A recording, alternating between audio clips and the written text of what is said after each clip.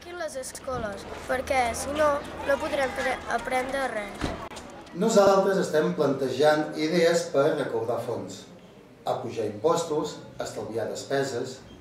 Intentarem no tancar cap escola.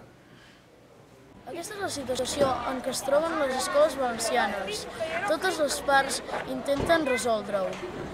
Aleix Urbano, Telenotícies Bescanó, València.